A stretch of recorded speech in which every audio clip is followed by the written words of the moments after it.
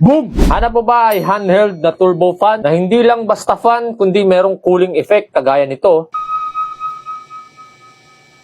Once na umiilaw tong LED niya na parang snow, activated yung kanyang cooling effect. Kung mapapansin mo na nagmo-moist tong gitna, no? At mas malamig nga yung buga ng hangin niya kumpara pag naka-off tong snowflakes. Adjustable yung kanyang fan speed level. Turn mo lang to ng clockwise. Counterclockwise naman pag gusto mong pahinaan. At pagka gusto mo ngang i-on off yung kanyang snowflakes, press and hold mo lang tong kanyang button. Natitilt din yung fan niya kahit papano ng 30 degrees, no? Chargeable na to via Type-C at kasama na sa package yung charging cable niya. Meron na rin siyang kasamang lanyard. 6,000 mAh ang battery. 30,000 RPM naman yung lakas ng kanyang motor, kaya mararamdaman mo talaga yung lakas ng hangin niya pag ginawa mong 100%. Iba't ibang kulay na available dito at gawa nga to ni Jamie. Kaya kung gusto mo rin na mga ganitong turbo fan na long lasting ang battery, aesthetic ang design at merong cooling effect, available dyan sa aking basket. Hanggang sa mga susunod na video ulit.